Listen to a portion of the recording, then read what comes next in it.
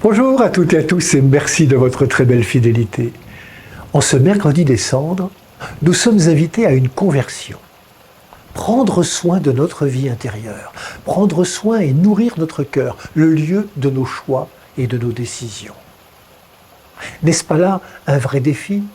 Surtout quand, dans un certain esprit du monde, nous sommes plutôt invités à soigner notre ego, notre apparence, notre célébrité. Vous l'aurez remarqué, par 3 fois, Jésus, dans l'Évangile, nous parle du Père qui voit dans le secret. Jésus invite à un comportement qui se laisse instruire par le Seigneur. Un comportement qui reflète un amour plus grand que nous, qui passe par nous et dont nous sommes capables. Pour Jésus, l'important n'est pas de paraître, mais d'être vrai, d'ajuster nos vies à l'Évangile qui l'incarne. Le véritable amour n'est pas celui qui flatte, mais celui qui fait grandir. Les cendres que nous recevons en ce jour nous invitent donc à l'humilité, sans fausse culpabilité.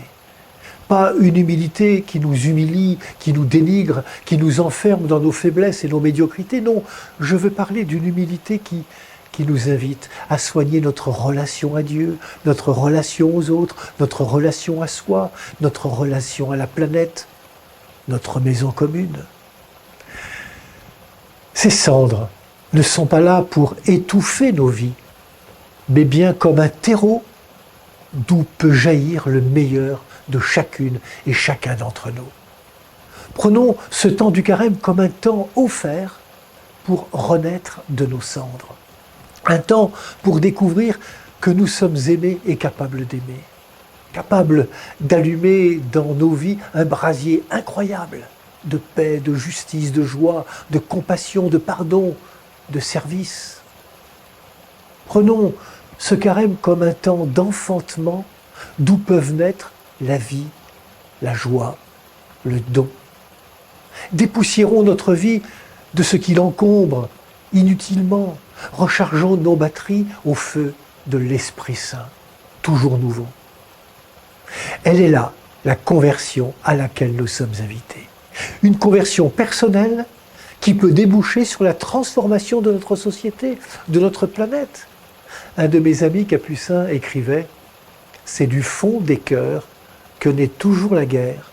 C'est aussi du cœur que doit germer la paix. » Cette conversion personnelle passe, nous dit l'Évangile, par l'aumône, la prière et le jeûne. L'aumône, pour changer de regard en faisant plus de place à celles et ceux qui nous sont moins familiers, que nous avons plus de mal à regarder, à écouter, à considérer. Une invitation au partage. La prière, pour redécouvrir que le Seigneur frappe à la porte de nos cœurs pour nous écouter, dans notre histoire, nous instruire, nous éclairer, nous parler, nous ouvrir à l'espérance, nous encourager, le découvrir comme une présence aimante. Le jeûne, pour redécouvrir les besoins essentiels pour soi et pour la vie du monde, pour oser nous déconnecter de ce qui nous encombre et nous disperse, et nous connecter au Christ, parole de vie, qui nous offre son amitié. Un temps pour prendre conscience que la vie est un don à faire fructifier et que nos vies sont faites pour être données.